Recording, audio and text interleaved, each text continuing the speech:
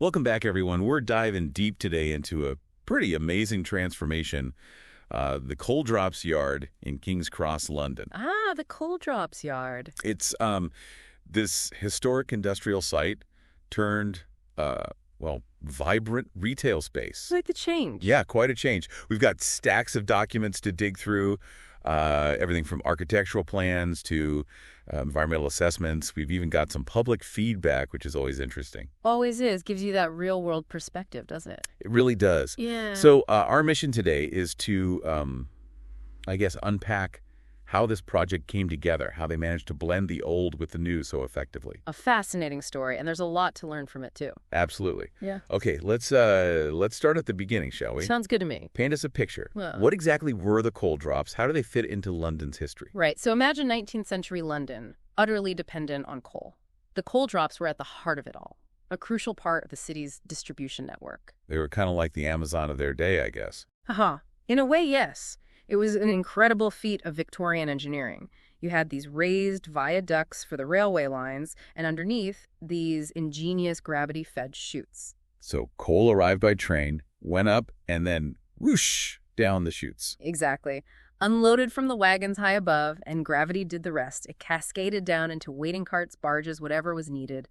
An amazingly efficient system for getting coal to homes, businesses, the whole city. And what happened when London started to, move away from coal? What happened to these structures? They adapted, like many industrial sites. Warehousing became big, then light industrial stuff, and believe it or not, they even housed nightclubs for a while. Nightclubs.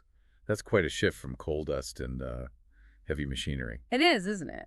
But it shows you how adaptable these buildings were, how they could be repurposed as needs changed, from the Industrial Revolution right into the digital age. And then there's the fire, right? I think that was a major turning point, according to the documents we have. Yes, in the 80s. The northern part of the eastern coal drops, it was heavily damaged.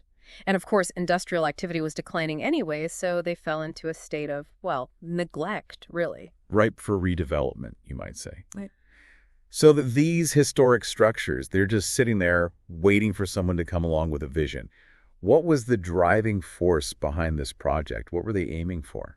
Well, there were several goals, really. First and foremost, they wanted to save these incredible buildings, bring them back from the brink, not just preserving them as some sort of relic, but actually giving them a future. Making them relevant again. Right, exactly.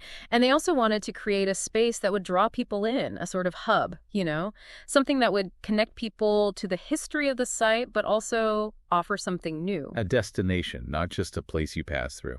Yeah, that's a good way to put it. And of course, they had the ambition to create a really unique retail experience, something that would tap into the atmosphere of the coal drops and turn it into, a must-visit spot in King's Cross. So they had the why.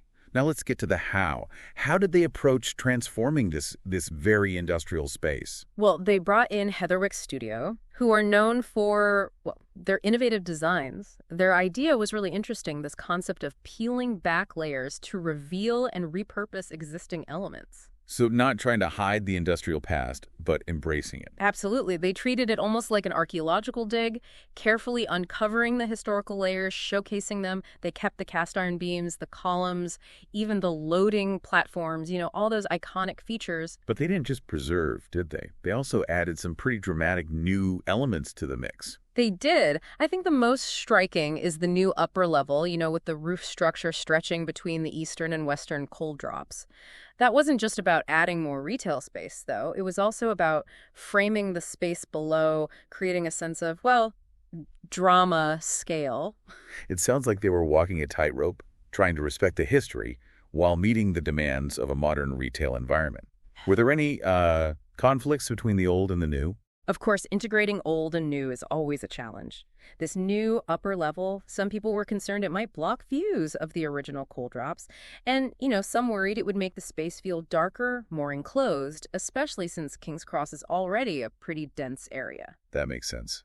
And speaking of modern demands, a project like this, it has to be sustainable, right? Especially given the historical buildings. Sustainability was absolutely central to the project. They had this three-pronged approach. Be lean, be clean, and be green. I like that. Very catchy. Break those down for us. What does be lean entail? Beeline was all about maximizing energy efficiency. They made improvements to the existing buildings, but always with the limitations of their heritage status in mind. They found that adding insulation to the walls, for example, wasn't suitable. It would have altered the character too much and potentially caused damage. So sometimes sustainability means respecting the inherent qualities of the structure, even if it means making some compromises. Right, exactly. Be Clean built on that. Instead of fossil fuels, they connected the coal drops to the King's Cross Central District Energy Network. That provides low-carbon heating, cooling, hot water, the whole works. Pretty impressive. What about Be Green? Did they incorporate any on-site renewable energy? That's where it gets interesting. They considered things like solar panels and wind turbines, but ultimately decided against them. Oh, why is that? Was it a heritage issue again? Partly, yes. Putting solar panels on the roof, especially on the eastern side that's visible from Granary Square, it just wasn't compatible with the historical character. Plus, there were practical concerns too. The roof orientation wasn't ideal, and with limited space, the panels wouldn't have been that effective anyway. So not just aesthetics, but the technology's effectiveness in this specific context. What about wind turbines? Wind turbines just weren't feasible because of the turbulent city winds. And, well, picturing a giant turbine next to those historic buildings, it just wouldn't have worked. I can see that. So they had to find creative ways to be sustainable, given those limitations. What else did they do to minimize the environmental impact? Materials and waste were really important. They made a commitment to responsibly source new materials, reuse as much of the existing building fabric as possible, and minimize waste throughout the construction process. It sounds like sustainability was woven into every stage of the project, from the design phase right through to the build. But, this wasn't just about the environment. It was also about preserving a piece of London's heritage, wouldn't you say? Oh, absolutely. They took a very restorative approach with the goal of preserving the historical significance of the coal drops as much as they possibly could. I imagine that balancing act between modern functionality and historical preservation couldn't have been easy. You're right, it wasn't. There were some tough decisions. Remember the insulation example. Adding insulation would have improved energy efficiency, but it would have meant covering up the original brickwork, potentially even causing damage. So heritage preservation took priority in that instance. A fascinating example of compromise for the greater good. What are some other instances where they had to strike that balance? They were incredibly meticulous about preserving the original cast iron work. The beams, the columns, even those distinctive diamond-shaped end plates. Every decision, it was made with the historical significance in mind. So the coal drops yard we see today, it embodies that careful consideration of the past. But what about the people who actually use this space, the public? What was their reaction? Well, it wasn't all positive. Some people expressed concerns about the upper level. They were worried it would just be filled with department store fittings, and the view of the coal drops themselves would be obstructed. I can understand that. Nobody wants a beautiful view ruined by a wall of mannequins. Any other concerns? Yeah, the impact on open space was another big one. Some felt that this upper level would cast a shadow, and make the whole area feel darker, more enclosed, especially given how densely populated King's Cross already is. Those are valid concerns, especially with limited open space in that part of London. Did the public raise any issues about transportation and accessibility getting to and from the coal drops yard? Yeah, transportation and accessibility, those are big concerns. I mean, it's a busy part of London, lots of pedestrian traffic, vehicles. It all had to be factored in. So what do they do? Just assume everyone would take the tube? Not at all. They actually took a multimodal approach, emphasizing the great public transport links, several underground lines, national rail services, all within walking distance. So it's really convenient for anyone who doesn't want to drive. So public transport is definitely encouraged. But what about people who have to drive or those who prefer to cycle? Cyclists weren't forgotten. They planned major cycling improvements, part of the central London grid, new cycle paths, dedicated cycle hire docking stations, everything to make it easier and safer for cyclists. Sounds comprehensive. And car access. Surely they didn't ban cars entirely from a retail destination. Well, they didn't ban them outright, but they definitely discouraged driving. There's no dedicated parking within the coal drops yard itself. It was a deliberate strategy to promote sustainable transport. Visitors who need to drive, they're encouraged to use the multi-story car park just north of the site, but, well, it comes at a price. Sending a clear message then. Leave the car at home if you can. But what about deliveries? A retail space this big There must be tons of deliveries. How did they manage that without causing traffic chaos? They were very strict about delivery times, restricted them to off-peak hours, early mornings, late evenings, to minimize the disruption and keep pedestrians safe. Makes sense. Keep those delivery trucks out of the way when the shoppers are around. But where do these deliveries actually happen? I can't imagine big trucks navigating those narrow historic streets. You're right, they wouldn't fit. They access the site via Granary Square, then use a dedicated ramp that leads down to the South Yard. That acts as a sort of central hub for all the deliveries to the entire Coal Drops yard. Clever solution. Designated spaces, designated times, keeps everything running smoothly and safely. Did they put anything in place to stop unauthorized vehicles from trying to enter that delivery area? They did. They installed drop bollards at the entrance to the ramp, which prevents any unauthorized vehicles from getting in during those restricted hours. Okay, I think we've covered a lot of ground here. From a coal distribution hub to this vibrant retail destination, the Coal Drops Yard really is an incredible example of urban renewal. It's fascinating, isn't it? It shows what's possible when we think creatively about these spaces, and find ways to honor the past while building for the future. And this is just the beginning, really. As King's Cross keeps evolving, I think the Coal Drops Yard is going to remain a really vital part of its landscape. Before we wrap up this part of our deep dive, is there anything from all the research that really stood out to you? Any aha moments? Honestly, it's the level of thought and care that went into every aspect of this project. It's remarkable. The meticulous attention to detail, the innovative solutions, from heritage preservation to sustainable design. It's clear that they weren't just building a retail space, they were creating a legacy. A legacy that brings the best of the old and the new together. And it's commercially successful, too, which is important. It's a source of pride for the city. Absolutely. It's a project that inspires us to think differently about urban spaces, to see the potential in those forgotten corners, and to imagine a future where history and progress can coexist, even thrive together. It makes you wonder, can we replicate this kind of success story elsewhere? Yeah, that's the big question, right? It's easy to be impressed by the Coal Drops Yard, but is this something we can actually learn from, or is it just, a one-off? Well, that's what's so interesting. They didn't try to shy away from the challenges. They had heritage constraints, the limited space, transportation issues, and instead of seeing those as roadblocks, they turned them into opportunities, use them to fuel creative solutions. So instead of roadblocks, they saw potential. I like that. Right. And that's an approach we can apply to any redevelopment project, really. It's about asking those key questions. What's the story of this place? What makes it unique? How can we leverage those things to create something truly special? They took this whole idea of adaptive reuse to a whole new level, wouldn't you say? Absolutely. They didn't just reuse the buildings, they reimagined their purpose. They took the history of the site and wove it into the fabric of the new development. There's a valuable lesson in that for all of us, whether we're architects, urban planners, or just, people who care about our cities.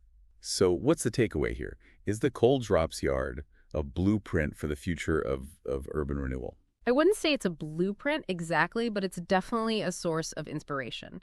It proves that you can have sustainability, you can have heritage preservation, and still be commercially successful. It challenges us to think outside the box about how we revitalize our urban spaces, but in a way that respects their history.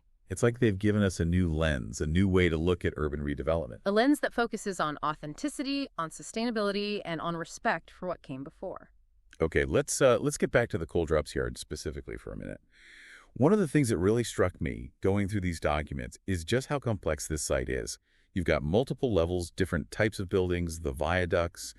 It's a lot to wrap your head around. It is. It's a very complex site. And that complexity, it presented both challenges and opportunities for the design team. They had to find a way to create a space that was cohesive, that was accessible, but while still respecting all those different existing structures and levels. So how did they do that? Did they try to, smooth out the differences?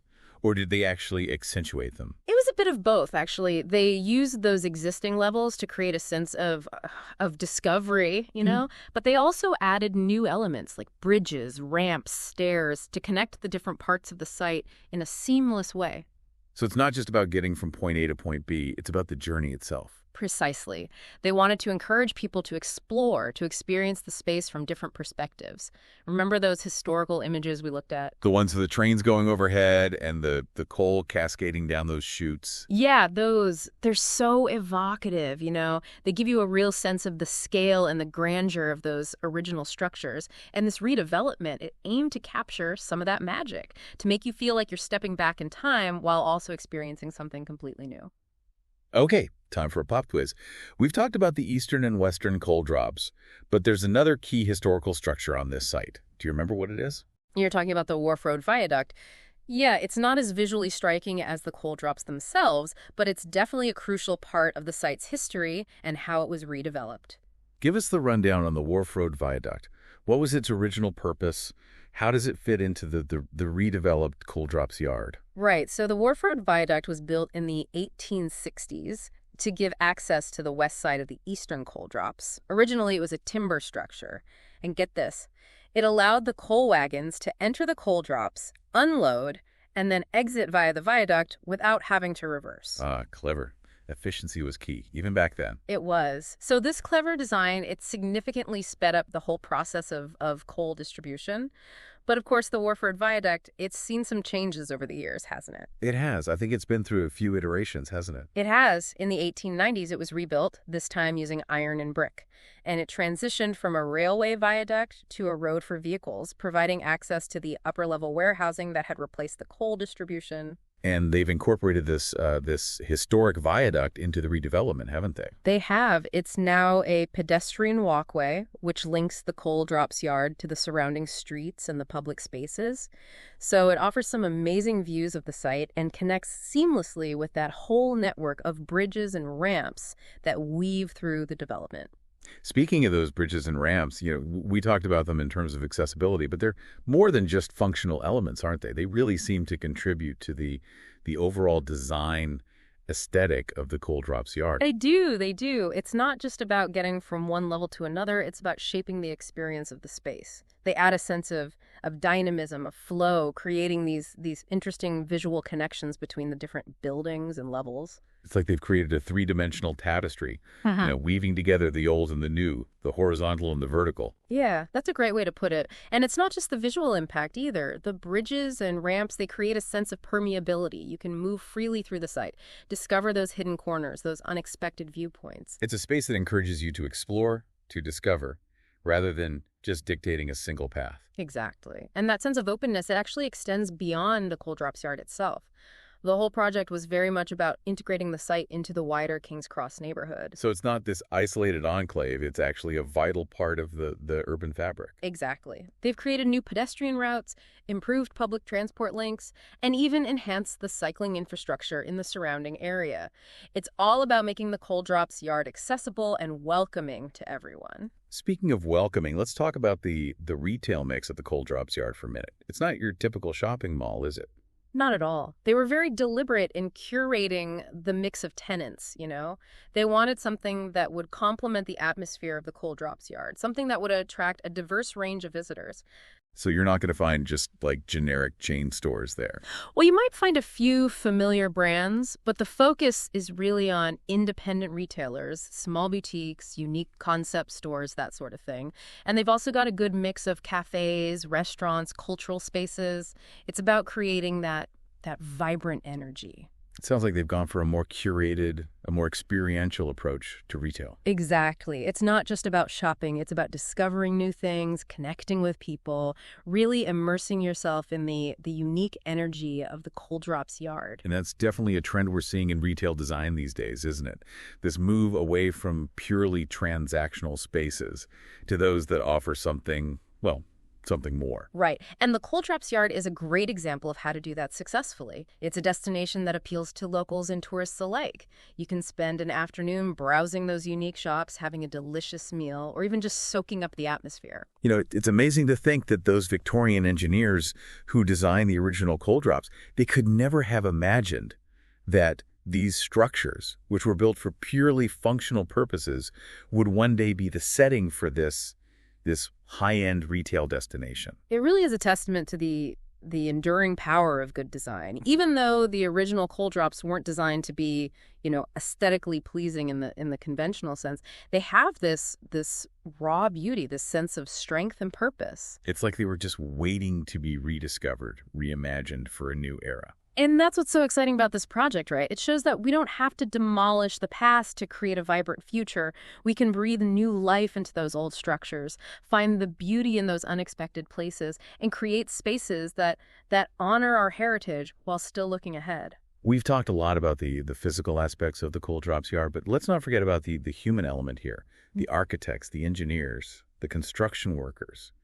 Their skill, their dedication, that's what made this transformation possible. Absolutely. It's easy to get caught up in the glamour of the finished product, but behind every successful project like this, there's a whole team of talented, hardworking individuals who put their hearts and souls into making it a reality. And in this case, they were working with some pretty challenging constraints. Can you imagine trying to integrate modern building systems into a structure that's 150 years old while still preserving its historical character? It's a delicate balancing act for sure. It requires the deep understanding of the old and the new, a willingness to experiment and real attention to detail. And it takes collaboration too, right? You've got the architects, the engineers, the heritage consultants, sustainability experts, a whole team of specialists working together. Right, and it's that collaborative spirit, that shared passion for creating something truly special that really shines through in the final product. So the coal drops yard, it's more than just bricks and mortar. It's a testament to human ingenuity, to creativity, to collaboration. And it's a reminder that we can achieve amazing things when we work together toward a common goal. We've covered a lot of ground here. The history, the vision, the architectural ingenuity, the sustainability, the public feedback, even the transportation considerations.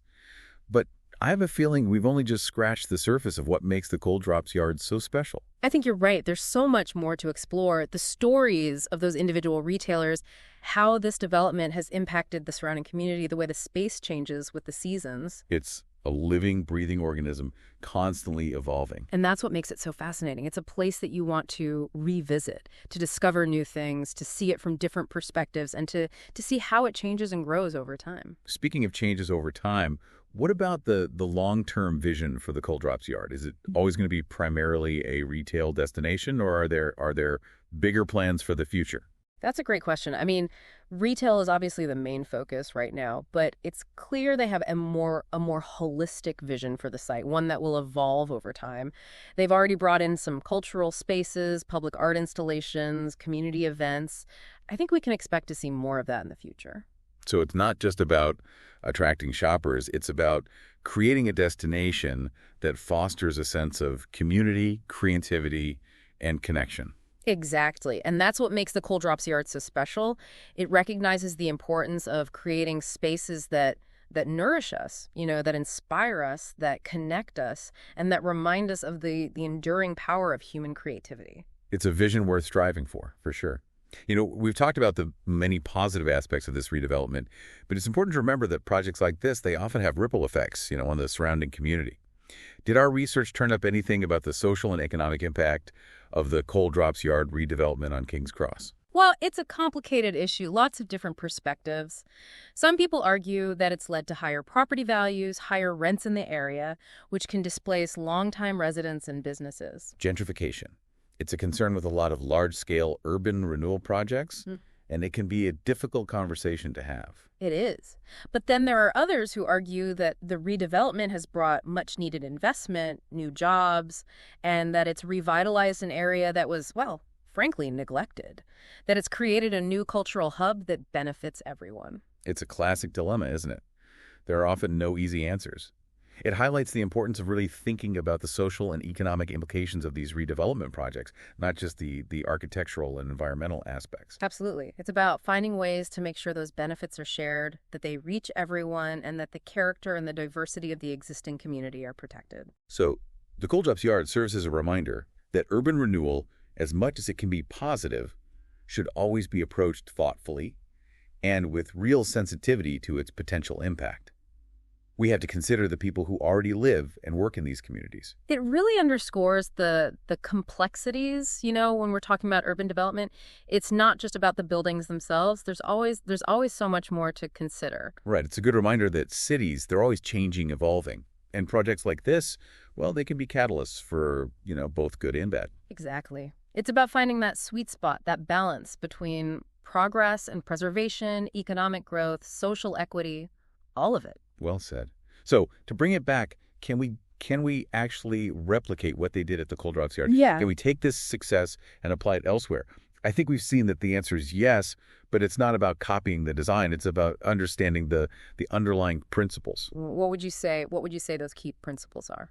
Well, first off, there's this deep respect for the history, for the context. Imagine if they just bulldozed the coal drops, and built something totally generic. It would have the same soul. They really embraced the history, the grit, that industrial legacy, and use it as inspiration to create something unique. Authenticity, yeah. People, they crave those genuine experiences. And the Coal Drops Yard, well, it delivers that. It's a place with a story to tell, and that story is part of the fabric of the place. Exactly. And then sustainability. That wasn't just an afterthought. It was baked into the entire design process. They looked at energy efficiency, materials, transportation, all of it, with the goal of minimizing their impact. And they made those tough choices too, like deciding not to use solar panels or wind turbines.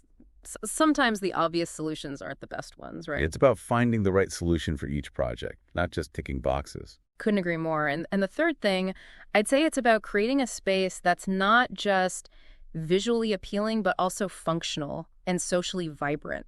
They didn't just design buildings, they designed experiences. They really considered how people would move through the space, how they'd interact with each other, how they'd connect to the wider community. It's that kind of place. It draws you in, makes you want to linger, explore, discover.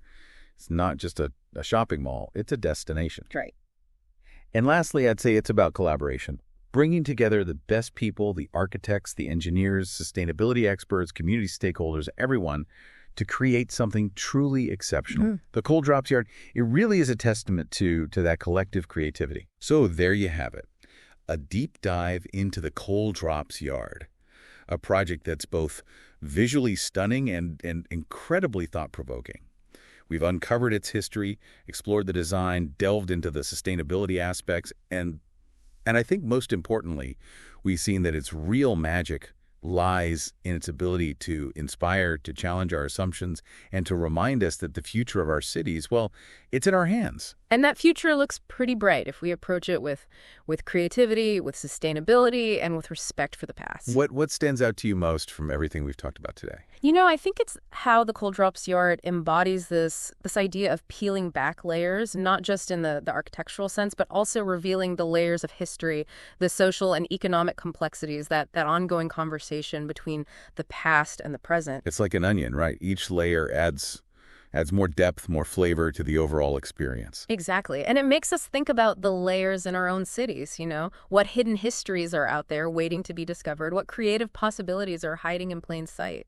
That's a great point. The Coal Drops Yard, it shows us that even the most, utilitarian spaces, they can be transformed into something truly extraordinary. It's an invitation to look at our surroundings with fresh eyes, to see potential where others might just see the everyday. It reminds us that the best urban spaces, they're not, static monuments. They're these dynamic, evolving environments that reflect the needs, the aspirations of the people who use them. So as you go about your day-to-day, I encourage you to do just that. Look around. What forgotten spaces in your city are ready for a transformation? What stories are waiting to be told? The Coal Drops Yard shows us that anything is possible if we dare to dream big, and if we work together to create a future where history and progress, well, they can walk hand in hand. Thanks for joining us on this deep dive, everyone. We'll see you next time for more design inspiration.